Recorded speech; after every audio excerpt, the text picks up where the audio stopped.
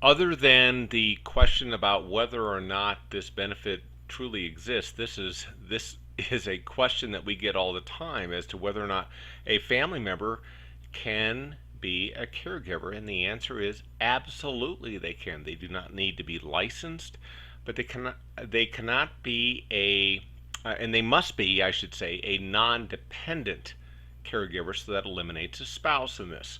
So let's go through some of the parameters for a family member providing care for a senior veteran, and how that is legitimate in the eyes of the VA.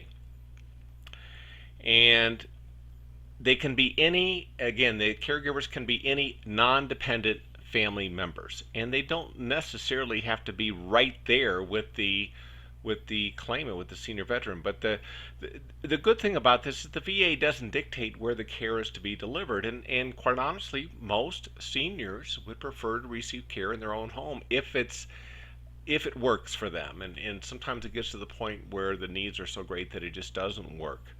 But it certainly can work in the home.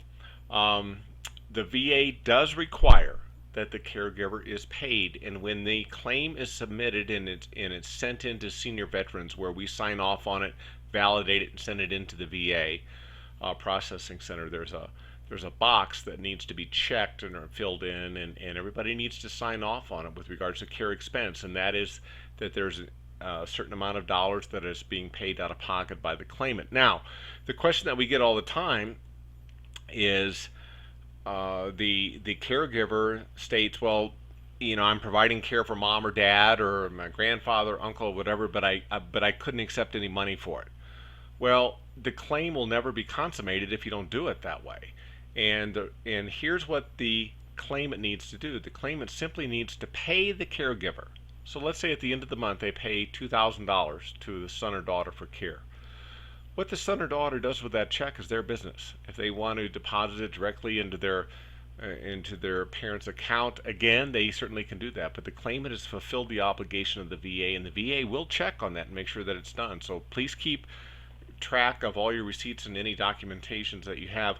Um, and they'll do this every year. So one of the things you want to be able to make sure that you can produce is that if you're stating, for example, that you've paid, or the claimant has paid $30,000 in 1 year for their care, and indeed they've only paid $15,000, and you can only support that with the receipts of $15,000, the VA is going to come back and want to know about the other $15,000, and they'll ask to have it paid back to them, and the claim will stop at that point in time. So um, the physician is really the sole authority in doing all this and directing whether or not claim is necessary, and we've talked about that before. And the care might be delivered in terms of what is needed by the claimant. Anything, it could be medication management, it could be financial management, especially for those seniors that have cognitive issues. But the physician is really the sole authority on all of this. The fees must be reasonable and customary, and they need to be regular. So in other words, the VA can't really compute a fee or a charge of, let's say, $500 one month, the next month $1,500, the next month $2,000, and so forth. It needs to be regular and recurring and on a predictable basis. And again, you've got to document and keep all your receipts for all of this. This concept about independent living communities. I know I'm going to get some flack for this, but it's absolutely true, and I don't make the rules. The base rate for independent living communities, which means basic room and board, is not considered to be a deductible medical expense in the eyes of the VA. Those are the rules.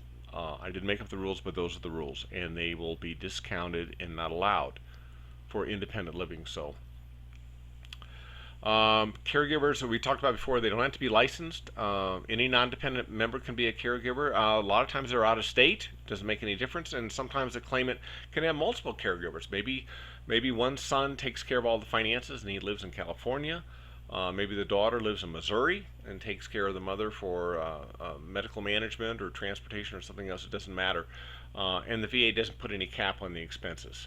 but they just want to require proof that it's been done. So we hope that this has been helpful for you. You can always email us at seniorvetllc@gmail.com if you have any questions at all. And this we've included our mailing address here in Colorado Springs. That's where all the claims will go.